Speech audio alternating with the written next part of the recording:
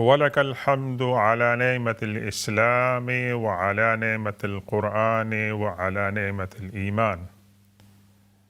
ولك الحمد أن جعلتنا من أمة محمد صلى الله عليه وسلم. اللهم انفعنا بما علمتنا وعلمنا بما ينفعنا ورب زدنا علما. أشهد أن لا إله إلا الله وحده لا شريك له وأشهد أن محمدًا عبده ورسوله. أما بعد فأعوذ بالله من الشيطان الرجيم. بسم الله الرحمن الرحيم. من المؤمنين رجال صدقوا ما عاهدوا الله عليه فمنهم من قضى نحبه ومنهم من ينتظر وما بدلوا تبديلا. صدق الله مولانا العظيم وبلغنا رسوله النبي الأمي الأمين الكريم ونحن على ذلك لمن الشاهدين والشاكرين والحمد لله رب العالمين. رب اشرح لي صدري ويسر لي أمري واحلل عقدة من لساني. السلام علیکم ورحمۃ اللہ تعالی وبرکاتہ۔ محترم ناظرین کرام، آج ایک نئی صبح کے ساتھ آپ کی خدمت میں اس امید اور دعا کے ساتھ حاضر ہو رہے ہیں کہ آپ جہاں کہیں بھی ہوں، اللہ تبارک و تعالی آپ کو ایمان کی سلامتی عطا فرمائے اور صحت اور عافیت عطا فرمائے، اور ساتھ ساتھ ہم دعا گو ہیں فلسطین کے مظلوموں کے لیے کہ اللہ تبارک و تعالی ان کو بھی صحت اور عافیت عطا فرمائے، اور جہاں دنیا کے دوسرے لوگ اور قومیں عزت اور وقار کے ساتھ جی رہی ہیں، اللہ تعالیٰ ان کو بھی وہ نعمتیں اور برکتیں عطا فرمائے۔ ناظرین کرام، ہماری سیریز صحابہ کرام کی زندگیوں کے بارے میں ہم اس کو جاری رکھتے ہیں، اور صحابہ کرام کی زندگیاں جو ہیں وہ عجیب و غریب معلومات پر مبنی ہے۔ بعض تو ایسی باتیں ہیں ان کی زندگیوں میں کہ جو تمام صحابہ کرام میں مشترک ہیں،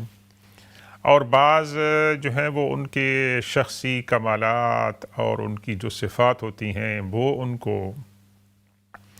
دیگر صحابہ کرام سے تھوڑا ڈسٹنگ کرتی ہیں، اور یہ انسانی فطرت ہے، تمام انسان ایک جیسے نہیں ہوتے ہیں، لیکن کمال کی بات یہ ہے کہ اللہ کے رسول صلی اللہ علیہ وسلم نے ان مختلف طبیعتوں اور مزاجوں کے افراد کو تسبیح کے دانوں کی طرح ایک لڑی میں پرویا اور منظم فرمایا، اور ان کی صلاحیتوں کو اسلام اور انسانیت کی خدمت کے لیے آپ نے استعمال فرمایا۔ تو ہمارے لیے ان کی زندگیوں میں عبرت کے سامان ہیں، اور اسی نقطہ نظر سے ہم ان کے جو زندگی کے حالات ہیں آپ کے سامنے پیش کر رہے ہیں، اور انہی میں سے آج کی ایک شخصیت جس کے بارے میں بات کریں گے، بہت ہی نمایاں، بہت ہی اللہ کے رسول صلی اللہ علیہ وسلم کے قریبی، جن کا اللہ کے رسول صلی اللہ علیہ وسلم کے ساتھ بہت گہرا تعلق تھا، جنہوں نے اسلام کے لیے، اللہ کے رسول صلی اللہ علیہ وسلم کے لیے بہت ہی قربانیاں دیں، اور جن کی زندگی حضور پاک صلی اللہ علیہ وسلم کی سیرت کا ایک اہم حصہ ہے، اور جن کی زندگی اسلام کی تاریخ کا ایک اہم حصہ ہے۔ آئیے چلتے ہیں آج کی شخصیت کی طرف، اور وہ ہیں جانی پہچانی شخصیت حضرت حذیفہ بن یمان رضی اللہ عنہما۔ امت مسلمہ میں کتنے افراد ہیں جن کے نام حذیفہ ہوں گے، اور جب وہ اپنے بچے کا نام حذیفہ رکھتے ہوں گے تو یقیناً ان کے ذہن میں حضرت حذیفہ بن یمان رضی اللہ تعالیٰ عنہ کی دلکش اور خوبصورت سیرت ہوتی ہوگی، اور وہ نام جب اپنے بچے کا رکھتے ہوں گے تو ان کے ذہن میں وہ تمام واقعات یا ان تمام واقعات کا خلاصہ آتا ہوگا، اور یہ بھی اللہ کے رسول صلی اللہ علیہ وسلم کی محبت اور صحابہ کرام کی محبت کا ایک مظہر ہے کہ ہم اپنے بچوں کے نام صحابہ کرام صحابیات کے نام سے حضور پاک صلی اللہ علیہ وسلم کے نواسے ہیں، حضور پاک صلی اللہ علیہ وسلم کی صاحبزادیاں ہیں، آپ کی ازواج مطہرات ہیں، ان کے نام سے ہم موسوم کرتے ہیں۔ تو یہ ہمارے اسلامی تشخص کی بات ہے، اور اس دور میں کہ ہمارے بعض خاندانوں میں مسلمانوں کے نام رکھنے سے لوگ کتراتے ہیں، انہیں ہچکچاہٹ ہوتی ہے، لیکن آج کل کے نام میں، آج کل کے دور میں میں نے دیکھا ہے کہ لوگوں نے حذیفہ کے نام پہ دکانوں کے نام رکھے ہیں اور اپنے بچوں کے نام رکھتے ہیں۔ تو صحابہ کرام کی ان سیرتوں کے بیان کرنے کا ایک مقصد یہی ہے کہ آج کے پرفتن دور کے اندر ہماری شخصی زندگی کی جو مشکلات ہیں اور اس کے اندر جو چیلنجز ہیں، ہم صحابہ کرام کی زندگی کا مطالعہ کریں تو انشاءاللہ ان کی زندگی کے مطالعے سے ہماری ایمان کے اندر تقویت آئے گی، تازگی آئے گی، اور اللہ تبارک و تعالی ہمیں ہمت عطا فرمائے گا کہ چیلنجزوں کے اندر، فتنوں کے اندر جو ہے، ہمیں اللہ کی طرف، اللہ کے رسول کی طرف اور صحابہ کرام کی طرف رجوع کرنے چاہیے۔ تو جناب حذیفہ بن یمان رضی اللہ تعالیٰ عنہ کو اللہ تبارک و تعالیٰ نے بہت سارے اعزازات عطا فرمائے، اور ایسے اعزازات کہ جن میں وہ منفرد ہیں۔ مثال کے طور پر کہ حذیفہ بن یمان رضی اللہ تعالیٰ عنہ مکی بھی ہیں اور مدنی بھی ہیں۔ اگر وہ چاہتے تو وہ اپنے آپ کو مہاجر بھی کہہ سکتے تھے، اور وہ چاہتے تو اپنے آپ کو انصاری بھی کہہ سکتے تھے۔ تو یہ جو خصوصیت ہے، یہ شاید ہی کم ہی صحابہ کرام کو ملی ہو، لیکن حذیفہ بن یمان رضی اللہ تعالیٰ عنہ کا یہ ان کا اعزاز ہے کہ بیک وقت وہ مکی بھی تھے اور مدنی بھی تھے۔ وہ کس طرح کہ حضرت حذیفہ بن یمان رضی اللہ تعالیٰ عنہ کے والد،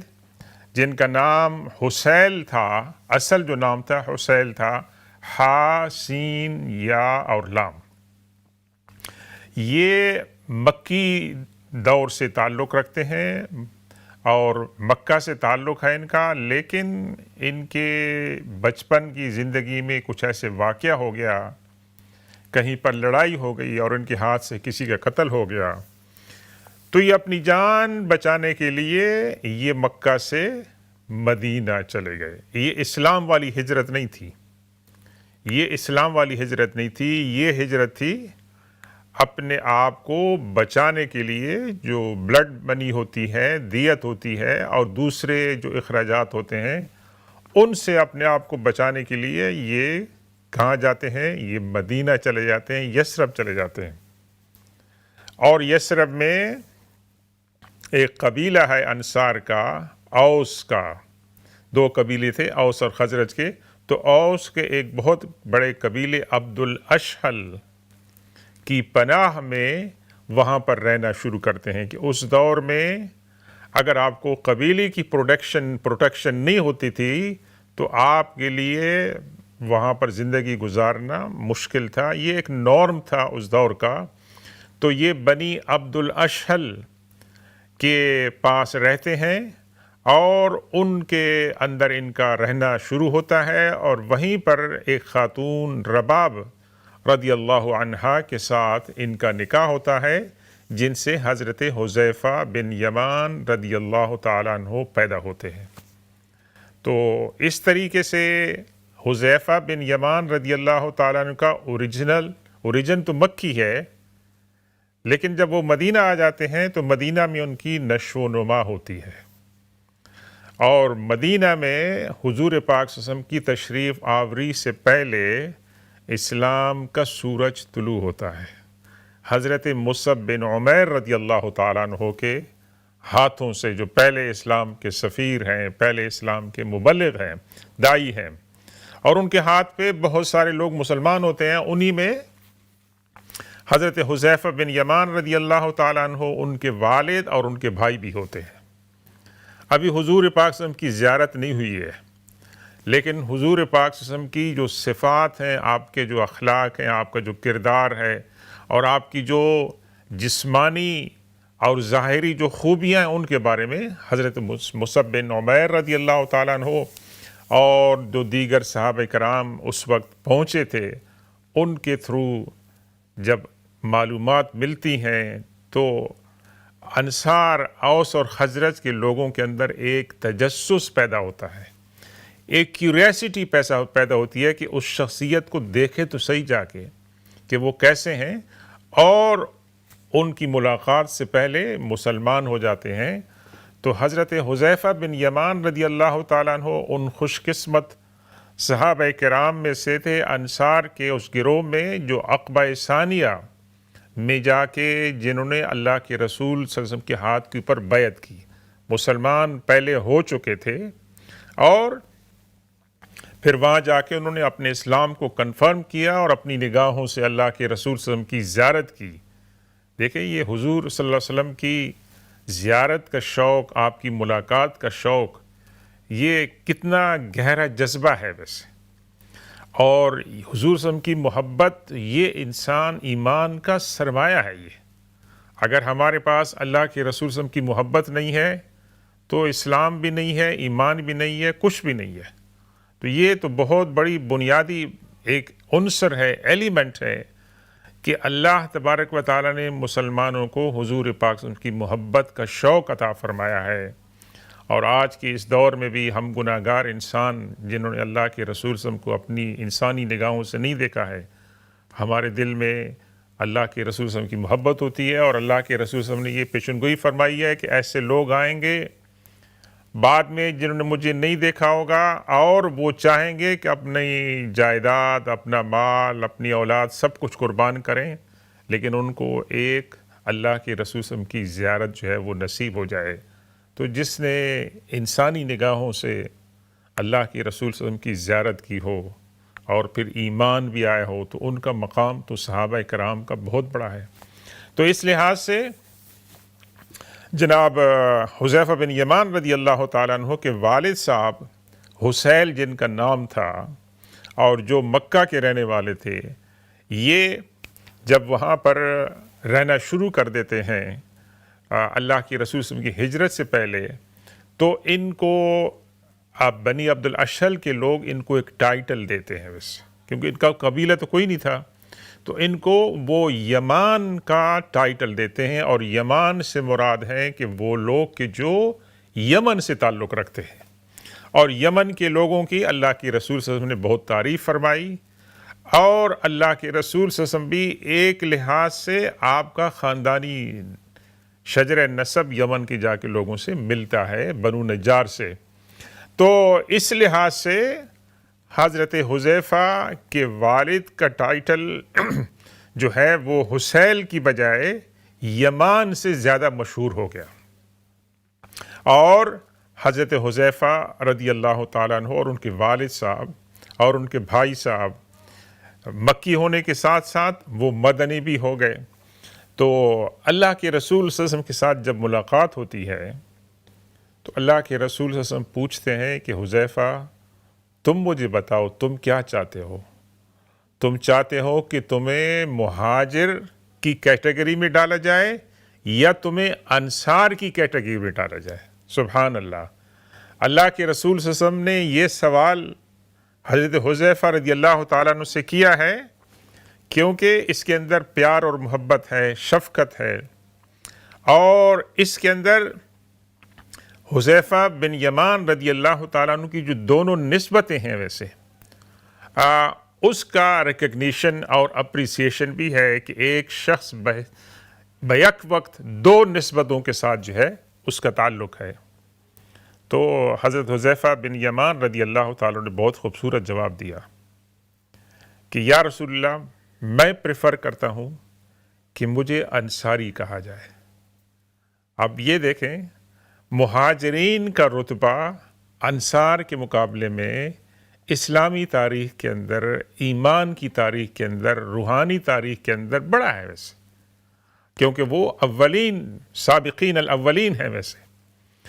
اور یہاں پر حضرت حذیفہ بن یمان رضی اللہ تعالیٰ عنہ نے جو جواب دیا، اس جواب کے اندر بھی آپ کی ذہانت، آپ کی انٹیلیجنس کا جو ہے بہت بڑا حصہ ہے۔ کیوں ہے؟ کہ انہوں نے مکی زندگی تو چھوڑ دی ہے، مدینہ میں آ کر رہ گئے ہیں۔ مدینہ کے جو لوگ ہیں، بنی عبد الاشل جو ہیں، اوس کے لوگوں نے، انصار نے ان کو پروٹیکشن دی ہے، ان کے درمیان آپ پلے بڑے ہیں، وہاں پر آپ کی دوستیاں ہیں، تمام چیزیں ان کی وہاں ہیں، تو انہوں نے وفاداری کا ثبوت دیا کہ میں ان لوگوں کے ساتھ رہا ہوں، اور واپس پھر میں کہوں کہ میں مکی ہوں، مہاجر ہوں، تو یہ مطلب ہے کہ ایک ایسی بات ہوگی کہ جو ناشکری کی بات ہوگی۔ تو اللہ کے رسول صلی اللہ علیہ وسلم نے ان کی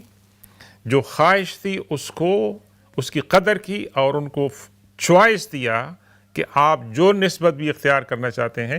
اس کو اختیار کریں۔ آگے بڑھنے سے پہلے ایک بات مزید عرض کر دیں۔ حضرت حذیفہ بن یمان رضی اللہ تعالیٰ عنہ ہی روایت کرتے ہیں کہ اللہ کے رسول صلی اللہ علیہ وسلم نے ایک دن ہم سے خطاب فرمایا اور حکم دیا کہ جس انسان نے اسلام کا اظہار کیا، اپنے آپ کو مسلمان ظاہر کیا ہے، انہوں نے شہادت پڑھی ہے، میں چاہتا ہوں کہ ان کا ایک رجسٹر بنایا جائے، ان کی پوری ایک لسٹ بنائی جائے تاکہ پتہ چلے کہ کتنے مسلمان ہیں۔ اور تو حذیفہ بن یمان رضی اللہ تعالیٰ عنہ فرماتے ہیں کہ پھر ہم نے اللہ کے رسول صلی اللہ علیہ وسلم کے لیے مسلمانوں کی لسٹ بنائی جو کہ 1500 افراد پر مشتمل تھی۔ یہ آپ دیکھیں کہ مدنی زندگی کے یعنی آغاز میں ہے یا مڈل میں ہے تقریباً، اور اس کے اندر اسلام کی تاریخ ہے کہ اللہ کے رسول صلی اللہ علیہ وسلم نے یہ بات مسلم کمیونٹی کے لیے ضروری کر فرمائی کہ پتہ چلے کہ مسلمانوں کی تعداد کیا ہے، اور اس کے اندر آپ کو مختلف بیک گراؤنڈ کے لوگ بھی پتہ چلیں گے۔ تو اس سے پتہ چلتا ہے کہ اللہ کے رسول صلی اللہ علیہ وسلم نہ صرف اللہ کے پیغمبر تھے بلکہ ایک مدبر بھی تھے، ایک حکمران بھی تھے، ایک سیاستدان بھی تھے،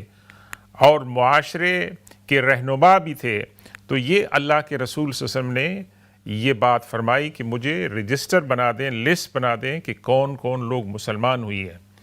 اور اس کے اندر حضرت حذیفہ بن یمان رضی اللہ تعالیٰ عنہ کا یہ کنٹریبیوشن کہ وہ لسٹ جو بنائی انہوں نے، اس کے اندر 1500 افراد کے نام تھے۔ تو یہ حضرت حذیفہ بن یمان رضی اللہ تعالیٰ عنہ کی جو مسلمانوں کی جو تاریخ ہے، مسلمانوں کے جو افراد ہیں، ان کے نام انہوں نے پڑھے ہوں گے، لکھے ہوں گے، ان کے بیک گراؤنڈ سے واقف ہوں گے۔ تو اس سے پتہ چلتا ہے کہ حضرت حذیفہ بن یمان رضی اللہ تعالیٰ عنہ کو اللہ تعالیٰ نے کتنی نعمتیں عطا فرمائیں۔ دوسرا بڑا اعزاز اسلام اور ایمان کے بعد حضرت حذیفہ بن یمان رضی اللہ تعالیٰ عنہ کا جو ہے وہ ہے نجبا و امت محمد صلی اللہ علیہ وسلم۔ نجبا جمع ہے نجیب کی، اور ہم اردو میں استعمال کرتے ہیں کہ کسی کے لیے کہ یہ نجیب الطرفین ہیں، جن کے ماں باپ دونوں کا شجر نسب جو ہے وہ بہت ہی اعلیٰ ہے اور معزز ہے، تو ہم کہتے ہیں کہ فلاں بزرگ جو تھے وہ نجیب الطرفین تھے۔ اور نجبائے امت محمد صلی اللہ علیہ وسلم کا جب ہم کرتے ہیں تو اس میں اللہ کے رسول صلی اللہ علیہ وسلم کی ایک مشہور حدیث ہے کہ آپ نے فرمایا اللہ تبارک و تعالی نے ہر نبی کو 7 نجبا دیے، وزراء دیے، رفقا دیے۔ اللہ تبارک و تعالی نے ہر نبی کی صحابیت کے اندر، اس کی معیت کے اندر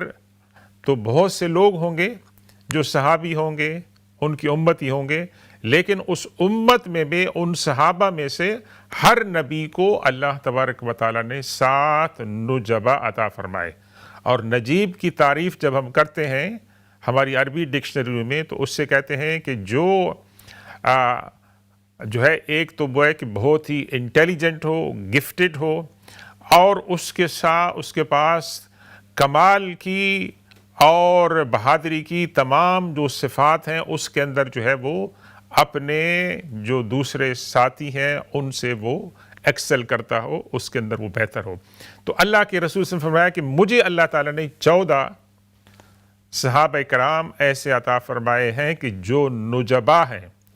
اور ان 14 میں سے آپ نے حضرت حذیفہ بن یمان رضی اللہ تعالیٰ عنہ کو بھی شامل فرمایا، تو یہ بہت بڑا اعزاز ہے۔ اور تیسری بات کہ حضرت حذیفہ بن یمان رضی اللہ تعالیٰ عنہ مالدار ہونے کے باوجود جب اب اصحاب صفہ کی لسٹ دیکھتے ہیں، پڑھتے ہیں، جو تقریباً 50 کے قریب تھی، اور آپ جب جاتے ہیں مدینہ شریف تو وہاں ایک چبوترا ہوتا ہے جس کو کہتے ہیں کہ اصحاب صفہ کا چبوترا ہے، وہ آپ 2 رکعت نوافل پڑھتے ہیں اور ذکر کرتے ہیں، وہاں پر آپ دعائیں مانگتے ہیں، تو وہ ان 50 اصحاب صفہ میں حضرت حذیفہ بن یمان رضی اللہ تعالیٰ عنہ بھی تھے۔ اس سے اصحاب صفہ کی لسٹ میں آپ کے نام سے کیا پتہ چلتا ہے کہ جنہوں نے اپنی زندگی اسلام کے لیے ڈیووٹ کر دی تھی، اور اللہ کے رسول صلی اللہ علیہ وسلم کی محبت میں اور آپ کی صحبت میں ان کا اکثر حصہ گزرتا تھا، اور وہ اللہ کے رسول صلی اللہ علیہ وسلم بہت کچھ وہ سیکھتے تھے۔ تو یہ بھی حضرت حذیفہ بن یمان رضی اللہ تعالیٰ عنہ کی جو ہے وہ ان کے جو اعزازات ہیں اس میں سے ہے۔ اور ایک بہت بڑا اعزاز جو شاید کسی اور صحابی کو حاصل نہیں ہوا کہ صاحب سر رسول اللہ صلی اللہ علیہ وسلم، کہ حضرت حذیفہ بن یمان اللہ کے رسول صلی اللہ علیہ وسلم کے رازدان تھے، یعنی جن کو اللہ کے رسول صلی اللہ علیہ وسلم نے اتنا ان کے اوپر کانفیڈنس تھا کہ اللہ کے رسول صلی اللہ علیہ وسلم نے ان کو راز کی باتیں بتائیں، اور ایسی راز کی باتیں بتائیں کہ جو کسی اور کو نہیں بتائی تھی۔ تو یہ حضرت حذیفہ بن یمان رضی اللہ تعالیٰ عنہ کا بہت بڑا اعزاز تھا۔ اور پھر اللہ کے رسول صلی اللہ علیہ وسلم نے ان کے اوپر ٹرسٹ کیا کہ حذیفہ بن یمان، اللہ کے رسول نے صلی اللہ علیہ وسلم نے جو راز کی باتیں ان کو بتائی تھی وہ انہوں نے کسی کے ساتھ شیئر نہیں کی، لیکن اتنا لوگوں کو معلوم ہو گیا کہ حضرت حذیفہ بن یمان رضی اللہ تعالیٰ عنہ کو اللہ کے رسول صلی اللہ علیہ وسلم نے کچھ راز کی باتیں بتائی۔ تو اس سے کیا پتہ چلتا ہے میرے ناظرین گرامی کہ اللہ کے رسول صلی اللہ علیہ وسلم کے پاس حضرت حذیفہ بن یمان رضی اللہ تعالیٰ عنہ کی کیا اہمیت تھی۔ جس انسان کے ساتھ آپ سرگوشی میں باتیں کرتے ہیں، اس کے ساتھ خصوصی باتیں کرتے ہیں، راز کی بات کرتے ہیں، تو اس سے پتہ چلتا ہے کہ وہ انسان آپ کے بہت ہی قریب ہے۔ اور پھر اللہ کے رسول صلی اللہ علیہ وسلم کا ان کے اوپر اعتماد بھی تھا، بھروسہ بھی تھا، اس لیے تو ان کو اپنا رازدان بتایا تاکہ یہ جو باتیں میں ان کو بتا رہا ہوں یہ کسی کو نہیں بتائیں گے۔ اور اس کی حکمت کیا ہے؟ اس کی حکمتیں تو بہت ساری ہیں۔ ایک بڑی حکمت یہ ہے کہ حضرت حذیفہ بن یمان اللہ کے رسول صلی اللہ علیہ وسلم کی نظر میں بہت اہم تھے۔ ایک تو انٹیلیجنٹ تھے، اور دوسرا ان کے اندر یہ صفت تھی کہ وہ لوگوں کے راز پوشیدہ رکھتے تھے، اور اللہ تبارک و تعالیٰ نے ان کو نیچرلی یہ قوت عطا فرمائی تھی، یہ صلاحیت عطا فرمائی تھی کہ وہ انسان کو چہرے کو دیکھ کر وہ پہچان لیتے تھے کہ اس کا بیک گراؤنڈ کیا ہے ویسے، اور انسان کے چہرے کے خد و خال کو دیکھ کر اس کی پوری شخصیت کا ان کو اندازہ ہو جاتا تھا۔ تو ناظرین کرام، یہ صحابہ کرام کو جیسے میں نے عرض کیا، اللہ تعالیٰ نے مختلف صلاحیتیں عطا فرمائی تھیں، اور مختلف صلاحیتوں کے ان تمام صحابہ کرام کو اللہ کے رسول صلی اللہ علیہ وسلم نے تسبیح کے دانوں کی طرح ایک لڑی کے اندر جو ہے پرویا، اور ان کی صلاحیتوں کو اللہ کے رسول صلی اللہ علیہ وسلم نے ایک صحیح ڈائریکشن کے اندر جو ہے اس کو رکھا اور اس کو استعمال کیا۔ تو انشاءاللہ ہم تھوڑی دیر میں ہم وقفے کی طرف جا رہے ہیں، وقفے کے بعد دوبارہ حاضر ہوں گے اور اس گفتگو کو جاری رکھیں گے، اور اس دوران میں اگر آپ کے پاس دوسرے سیشن میں سوالات ہوں گے تو انشاءاللہ آپ کے سوالات جوابات دینے کی بھی کوشش کریں۔ ہمارے ساتھ رہیے۔ سبحان ربک رب العزت عما یصفون وسلام علی المرسلین والحمد للہ رب العالمین، والسلام علیکم ورحمۃ اللہ تعالی وبرکاتہ۔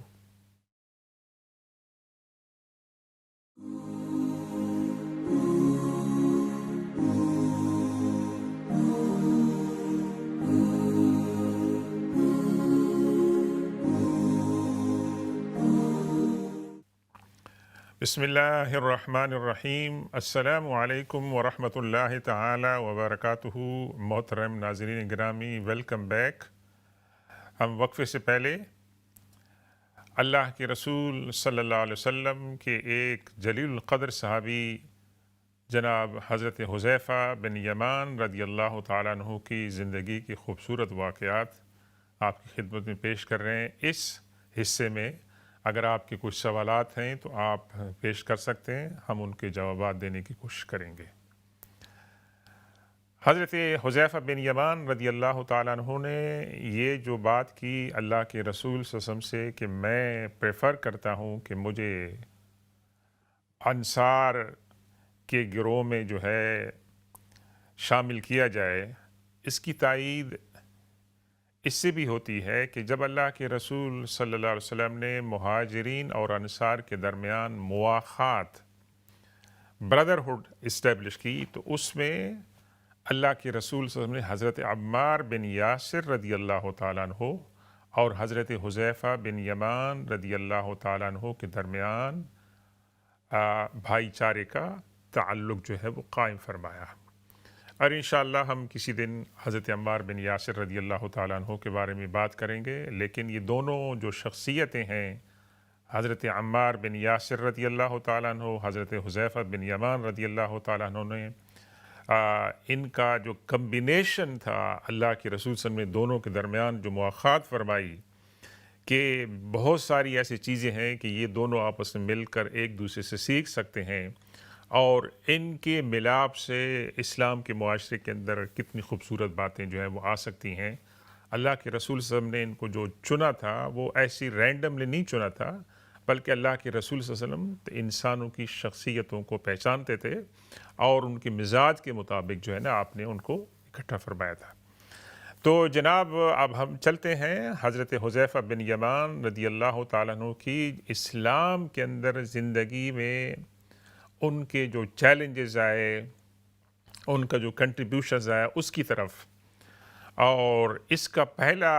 مظاہرہ کب ہوتا ہے کہ جب اللہ کے رسول صلی اللہ علیہ وسلم کال کرتے ہیں بدر کے لیے کہ بدر کے میدان میں مخالفین اسلام اپنی تمام قوت کے ساتھ آتے ہیں کہ اسلام کو، پیغمبر اسلام کو مدینہ میں یہ نوزائیدہ جو اسلامی معاشرہ ہے اس کو ختم کر دیں، اس کو بجھا دیں، اور پوری قوت کے ساتھ وہاں پر آتے ہیں۔ تو حضرت حذیفہ بن یمان رضی اللہ تعالیٰ عنہ ان کے والد صاحب ایک عجیب امتحان سے، ایک عجیب مرحلے سے گزرتے ہیں۔ تو یہ اس نیت سے جاتے ہیں، گھر سے نکلتے ہیں کہ ہم بھی بدر کے اندر اللہ کے رسول صلی اللہ علیہ وسلم اور مسلمانوں کے ساتھ شامل ہوں گے، مدینہ اور اسلام اور پیغمبر اسلام صلی اللہ علیہ وسلم کو ڈیفینڈ کرنے کے لیے۔ ان کی راستے ملاقات ابو جہل اور سرداران قریش سے ہوتی ہے کہ جنہوں نے بدر کے مقام پر جو ہے پڑاؤ ڈالا ہوا ہے اور اپنے سارے سامان کے ساتھ وہ موجود ہیں۔ تو یہ ابو جہل وغیرہ یہ ناکہ بندی بھی کر رہے ہیں، ویسے یہ سیج بھی کر رہے ہیں، یہ بھی دیکھ رہے ہیں کہ مسلمانوں کو کہاں سے مدد آ سکتی ہے، وہ تمام راستے ان کو بند کرنے کی بھی پلاننگ کر رہے ہیں۔ تو یہ دونوں باپ بیٹا وہاں سے گزرتے ہیں۔ تو ابو جہل پوچھتا ہے کہ کہاں تم جا رہے ہو اس وقت؟ تو یہاں پر حضرت حذیفہ بن یمان رضی اللہ تعالیٰ عنہ بڑا حکمت والا جواب دیتے ہیں کہ ہم مدینہ کی طرف جا رہے ہیں، ہم مدینہ کی طرف جا رہے ہیں، کیونکہ وہ راستے میں ان کی جو ڈائریکشن تھی، ان کا جو روٹ تھا، اس کے اندر مدینہ بھی آتا تھا ویسے۔ تو ابو جہل نے ان کو گرفتار کر لیا، ان کو اریسٹ کر لیا دونوں کو، اور کہا کہ میں تمہیں نہیں جانے دوں گا، اس شرط پر تمہیں میں جانے دوں گا کہ تم نے، ہاں بلکہ اس نے خود کہا کہ تم لگتا ہے کہ محمد صلی اللہ علیہ وسلم کی مدد کے لیے جا رہے ہو۔ تو انہوں نے یہ ہیلہ بنایا کہ ہم مدینے کی طرف جا رہے ہیں ویسے، اور ایسا ہیلہ جو ہے وہ جنگ کے اندر جو ہے وہ جائز ہوتا ہے ویسے، دشمنوں سے اپنے آپ کو بچانے کے لیے تو ابو جہل اور اس کے انٹوراج نے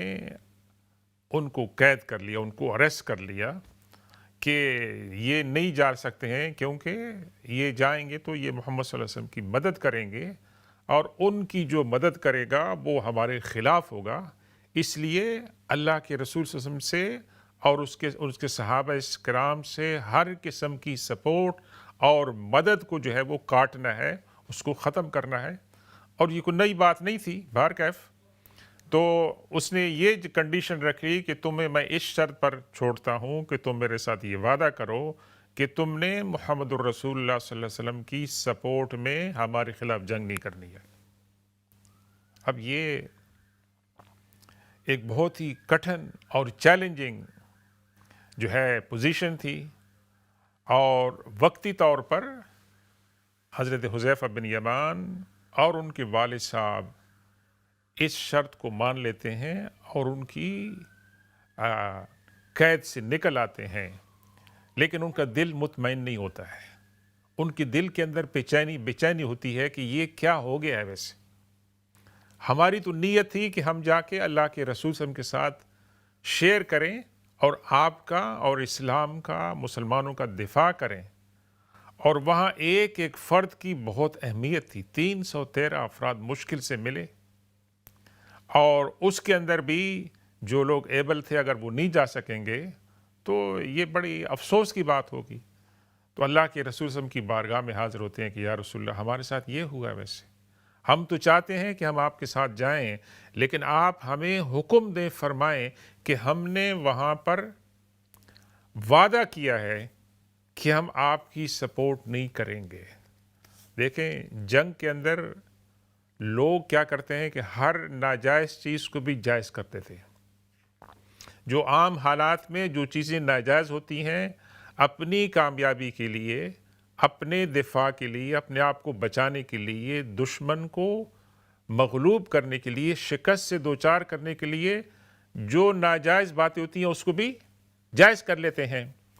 اللہ کے رسول صلی اللہ علیہ وسلم قربان جائیے ان کی فراست پر، ان کی حکمت پر، کہ آپ نے فرمایا نہیں، تم نے زبان دی ہے، تم نے وعدہ کیا ہے، تم اپنے وعدے پر قائم رہو اور اللہ تبارک و تعالی ہماری مدد کرے گا۔ اس وقت آپ کو ضرورت تھی، اسلام کو ضرورت تھی، مسلمانوں کو ضرورت تھی ایسے جانثاروں کی۔ اور جیسے میں نے عرض کیا ہے کہ لوگ جنگ میں جو ناجائز چیزیں ہوتی ہیں ان کو بھی جائز قرار دیتے ہیں، لیکن اللہ کے رسول صلی اللہ علیہ وسلم نے کیا تربیت فرمائی اپنے صحابہ کرام کی۔ کتنا اس کے اندر بہت بڑا سبق ہے ہمارے لیے کہ ہم آج لوگوں کو زبان دے دیتے ہیں، وعدہ کر لیتے ہیں، اور پھر ہم اس سے پھر جاتے ہیں۔ ویسے ہمارے لیے اللہ کے رسول صلی اللہ علیہ وسلم کی سیرت کا، آپ کی تعلیم کا یہ حصہ کتنا اہم ہے، ویسے کہ چاہے آپ نے زبان ایک مسلمان کو دی ہے، ایک غیر مسلمان کو دی ہے، زبان ہے ویسے۔ اور یہ اللہ کے رسول صلی اللہ علیہ وسلم نے اپنی مشہور حدیث میں منافق کی ایک جو 4 علامتیں بیان فرمائی ہیں، اس میں سے ایک علامت ہے کہ جو کسی سے وعدہ کرتا ہے، اس وعدے کی وہ خلاف ورزی کرتا ہے، تو وہ منافق ہے۔ وہ کہنے کے لیے اپنے آپ کو مسلمان کہہ سکتا ہے۔ ناظرین کرام، ہم دیکھیں ہماری امت کے اندر جو انتشار ہے، ہماری امت کے اندر جو پرابلمز ہیں، ان پرابلم میں سے ایک یہ بھی ہے کہ ہمارے اندر دیانتداری نہیں ہے، امانت داری نہیں ہے۔ اور صحابہ کرام کہتے ہیں کہ اللہ کے رسول صلی اللہ علیہ وسلم کا کوئی خطبہ شاید ایسا ہو کہ جس میں آپ نے امانت کے بارے میں نہ کہا ہو۔ الا لا ایمان لمن لا امانت لہ، یہ جو جملہ تھا، یہ جو فریز تھی، اللہ کے رسول صلی اللہ علیہ وسلم کے خطبوں میں شامل ہوتی تھی، کہ شاید ہی کوئی ایسا خطبہ ہوگا جس میں آپ نے کہا ہو کہ الا لا ایمان لمن لا دین امانت لہ، کہ اس انسان کے ایمان کا کوئی اعتبار نہیں ہے کہ جس کے پاس امانت نہیں ہے۔ تو یہ امانت اور آنیسٹی کی بات ہے کہ جس کے ساتھ آپ نے وعدہ کیا ہے اس کے وعدے کو آپ پورا کریں۔ تو یہ حضرت حذیفہ بن یمان رضی اللہ تعالیٰ عنہ کو، ان کے والد کو اللہ کے رسول صلی اللہ علیہ وسلم نے ایسے موقع پر کہ آپ کو سخت ضرورت تھی مین پاور کی، آپ نے فرمایا کہ آپ نے اخلاق کا مظاہرہ کرنا ہے اور وعدے کا پاس رکھنا ہے، چاہے وعدہ آپ نے غیر مسلمان کے ساتھ بھی کیا ہو۔ تو یہ ہم اپنے اندر اپنے آپ کو جھنجھوڑیں، ہمارے اخلاق میں، ہمارے کردار کے اندر یہ بات ہونی چاہیے کہ ہم اللہ کے رسول صلی اللہ علیہ وسلم کی جو سنتیں ہیں اور آپ کی جو تعلیمات ہیں اس کے اوپر ہم کتنا عمل کرتے ہیں، یہ ہمارے لیے بہت جو ہے نا وہ ضروری بات ہے۔ تو اس طریقے سے حضرت حذیفہ بن یمان رضی اللہ تعالیٰ عنہ کی اللہ کے رسول صلی اللہ علیہ وسلم نے اور اپنی دیگر صحابہ کرام کی آپ نے تربیت فرمائی۔ اور اس کے بعد السلام علیکم ورحمۃ اللہ تعالیٰ وبرکاتہ، ہمارے ساتھ ایک کالر ہیں۔ وعلیکم السلام ورحمۃ اللہ وبرکاتہ۔ ڈاکٹر صاحب، میرے استاد محترم زبیری عرض کر رہا ہوں۔ السلام علیکم زبیری صاحب، حکم فرمائیں جناب۔ جناب میں نے ابھی شروع کیا ہے پروگرام آپ کا دیکھنا، تو پتہ چلا ہے کہ آپ جو منافق کی نشانیوں کے متعلق میرے خیال میں بات کر رہے تھے جی، تو مجھے بڑے افسوس سے کہنا پڑتا ہے، میرے as a profession, as an accountant, کہ ہم ذرا اس فیلڈ میں بڑے کمزور ہیں، ذرا پتلے ہیں۔ پتہ نہیں کیا بات ہے، ہماری تربیت نہیں ہوئی یا ہمارے پاس ہم نے جو 400 سالہ غلامی کاٹی ہے اس کی وجہ سے یہ ہمیں بھوکا اور ننگا رکھا گیا، اور اس کی وجہ سے ہم ہر چیز میں ڈنڈی مارنے کے قائل ہو گئے۔ کیا وجہ ہے؟ آپ اس پر تھوڑی سی تبصرہ کرتے ہیں تو بڑی مہربانی ہے۔ انشاءاللہ ضرور زبیری صاحب، آپ کی پارٹیسپیشن کا شکریہ، اور آپ نے ایک اہم نقطہ جو ہے وہ اٹھایا ہے۔ اس کے جوابات تو بہت ہیں لیکن ہمارے پاس اتنا وقت نہیں ہے۔ میں اتنا عرض کروں گا کہ صحابہ کرام حضرت حذیفہ بن یمان رضی اللہ تعالیٰ عنہ اور دیگر صحابہ کرام کی زندگی کے ایسے بہت سے واقعات ہیں جہاں امانت اور دیانت کے بڑے سبق آموز سچے واقعات ہیں۔ ہم تو اللہ کے رسول صلی اللہ علیہ وسلم کی اور اللہ کی تعلیمات سے دور ہوتے جا رہے ہیں، ایون دو کہ ہمارے پاس قرآن پاک موجود ہے، ہمارے پاس سیرت موجود ہے اور یہ تعلیمات موجود ہیں۔ ایک اس کی بہت ساری وجوہات ہیں، ایک تو مادہ پرستی ہے، ایک موقع پرستی ہے، اور ایک جو ہے مفاد پرستی ہے، اور اس کے اندر دنیا آخرت کا، اللہ کا خوف، اللہ کے رسول کے سامنے جواب دہی کہ بھئی قیامت تو پتہ نہیں کب آئے گی، وہاں جب جائیں گے تو دیکھا جائے گا، معاف ہو جائیں گے۔ یہ تمام یہ جو ہمارے ہاں مسکنسیپشنز ہیں، ویسے یہ امانت اور دیانت یہ نور ہیں، یہ اللہ کی روشنی ہے ویسے، اور امانت کے اندر خیانت کرنا، دیانت کے اندر خیانت کرنا، زبان کسی کو دیکھ کر پھر اس کی خلاف ورزی کرنا، اس کا احساس بھی نہ ہو، گلٹ بھی نہ ہو، اور جس کے ساتھ وعدہ خلافی کی ہے اس کے ساتھ بھی اظہار افسوس بھی نہ ہو، اور یہ ہمارے دل کے اندر، ہماری سائیکی کے اندر، ہماری کمیونٹی کے اندر، ہماری کمیونٹی کے کلچر کے اندر یہ جو ایک پیٹرن بن جائے، تو ہم کس طرح اللہ تبارک و تعالیٰ سے توقع کرتے ہیں کہ اللہ تعالیٰ ہماری مدد فرمائے گا۔ یہ ایک حدیث پاک ہے کہ جو صحابہ کرام حبشہ کی طرف ہجرت کر کے گئے تھے، تو جب وہ واپس آئے تو اللہ کے رسول صلی اللہ علیہ وسلم نے ان سے پوچھا کہ وہاں کی کچھ عجیب و غریب باتیں، جو غریب باتیں ہیں وہ مجھے بتائیں۔ تو ان میں سے ایک نے بتایا کہ ایک بوڑھی خاتون جا رہی تھی، اس نے سر پہ مٹی کا ایک برتن رکھا تھا، اور نوجوان راستے میں بیٹھے تھے، انہوں نے اس کا مذاق کیا اور اس کو دھکا دیا، تو اس بیچاری وہ گر گئی، اس کا مٹکا جو ہے وہ گر گیا ویسے اور ٹوٹ گیا ویسے۔ تو وہ اٹھ گئی اور اس نے ان کو خطاب کیا کہ اے مکارو، اے غدارو، تم اس دن کیا کہو گے جب اللہ تبارک و تعالیٰ انصاف کی کرسی پر بیٹھے گا اور ہر انسان کو انصاف دے گا، اس وقت تم کیا جواب دے گا؟ تو اس پہ کامنٹ کرتے ہوئے اللہ کے رسول نے فرمایا کہ اللہ تعالیٰ اس قوم کو پیوریفائی نہیں کرے گا جس قوم کے اندر ظلم ہو، جس کے اندر جو قوم اپنے اندر ظالم لوگوں کا احتساب نہیں کرتی ہے اور مظلوم کی مدد نہیں کرتی ہے، ان کی مدد نہیں کرتی ہے، تو اللہ تعالیٰ ان کی مدد جو ہے وہ نہیں کرے گا۔ اللہ تبارک و تعالیٰ سے دعا ہے کہ آج کی اس نشست میں ہم نے جو باتیں کہی ہیں اللہ قبول فرمائے۔ بسم اللہ الرحمن الرحیم، الحمد للہ رب العالمین والصلاة والسلام علی سیدنا و مولانا محمد وعلی آل سیدنا و مولانا محمد وبارک وسلم علیہ۔ اللہم اید الاسلام والمسلمین، اللہم اعز الاسلام والمسلمین، اللہم انصر الاسلام والمسلمین، اللہم ارحم امت محمد صلی اللہ علیہ وسلم، اللہم انصر امت محمد صلی اللہ علیہ وسلم، اللہم اغفر لامت محمد صلی اللہ علیہ وسلم، اللہم انصر اخوان المظلومین فی فلسطین، اللہم انزل علیہم رحمتک وبرکاتک وعافیتک وسکینتک، اللہم ارحم موتاہم واشف مرضاہم وداوی جرحاہم واحشر الشہداء مع الانبیاء والصدیقین والشہداء والصالحین، اللہم ربنا لا تسلط علینا بذنوبنا من لا یخافک فینا ولا یرحمنا، اللہم اجعل ثارنا علی من ظلمنا وانصرنا علی من عادانا، اللہم ربنا آتنا فی الدنیا حسنة وفی الآخرة حسنة وقنا عذاب النار، رب اجعلنی مقیم الصلاة ومن ذریتی ربنا وتقبل دعاء، ربنا اغفر لی ولوالدی وللمؤمنین یوم یقوم الحساب، اللہم ربنا هب لنا من ازواجنا وذریاتنا قرة اعین واجعلنا للمتقین اماما، اللہم اغفر لجمیع المؤمنین والمؤمنات والمسلمین والمسلمات الاحیاء منہم والاموات انک سمیع قریب مجیب الدعوات۔ اللہ تبارک و تعالیٰ سے دعا کرتے ہیں کہ اس وقت فلسطین کے اندر جو لڑائی جاری ہے، اللہ تبارک و تعالیٰ اس لڑائی کو رکوائے، اور جو مظلومین ہیں اللہ تبارک و تعالیٰ ان کی مدد فرمائے، اور ان کو جن مدد کی ضرورت ہے، خاص طور پر کھانے پینے، پانی، دوا کی اور دیگر جو ان کو ضروریات ہیں، اللہ تبارک و تعالیٰ ان کو پورا کرنے میں ہماری مدد فرمائے، اور اس وقت اس مشکل وقت میں جو لوگ ان کی مدد کر رہے ہیں، اللہ تبارک و تعالیٰ ان کی مدد کو قبول فرمائے،